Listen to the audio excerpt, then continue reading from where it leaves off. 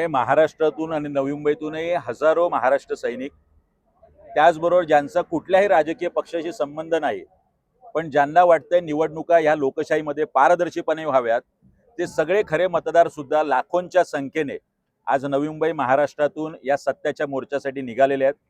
थोड्याच वेळात हा सत्याचा मोर्चा फॅशन स्ट्रीटवरून सुरू होणार आहे. ते महानगरपालिका मुख्यालय मुंबई येथे. नवी मुंबईतही आम्ही सातत्याने या खोटे मतदार शोधतोय आणि निवडणूक आयोगाला जाग आणण्याचा प्रयत्न करतोय. गेल्या वर्षभरापासून आणि अजूनही निवडणूक आयोगाला जाग आलेली नाहीये. त्यामुळे आज सत्याच्या मोर्चाला निघताना ढोल ताशे वाजवत आणि ढोल ताशाच्या एकाच बाजूला खोटे मतदार आणि एकाच बाजूला बोगस मतदारांचे स्टिकर लावून या दोघांनाही बडवत बडवत आम्ही मोर्चाला जाणार आहोत. किमान यानंतर तरी निवडणूक आयोगाला जाग यावी अशी आमची इच्छा आहे.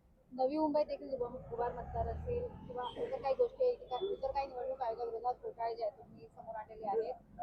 नवी मुंबईत 2 आमदार आहेत. नेमकं कशा पद्धतीने आकडे बघता ही निवडणूक देखील 2014 पासून भारतीय जनता पक्षाचे महाराष्ट्रात आणि देशात खासदार असतील किंवा आमदार असतील, नवी मुंबईत हे दोनही आमदार हे खोटे मतदार यांच्या जीवावरच निवडून आले आहेत, हा मी थेट आरोप करतोय.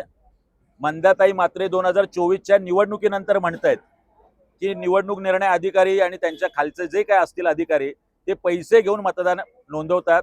माझं मंदाताईंना विनंती आहे, आम्ही आयुक्तांकडे गेलोय, आपण एक गुपचूप आयुक्तांकडे जा, एका गुपचूप चिठ्ठीमध्ये त्या सगळ्यांची नावं द्या आणि त्यांच्यावर गुन्हे दाखल करून त्यांना अटक झाली पाहिजे, एवढी मी मागणी करतो. सर, भाजपतर्फे मुक आंदोलनाचं आयोजन केलं. सत्याच्या मोर्चाविरोधात हे मुक आंदोलनाचं आहे. नेमकं तुम्ही काय प्रतिक्रिया? नाही, मुळात हे हास्यास्पद आहे की आमचा सत्याचा मोर्चा आहे आणि त्याचा मूक मोर्चा आहे. मुळात भारतीय जनता पक्षाने स्वतःच्या थोबाडीत मारा मोर्चा हे खरं म्हणजे शीर्षक ठेवून स्वतःच्या थोबाडीत मारायचे मोर्चे करायला पाहिजे.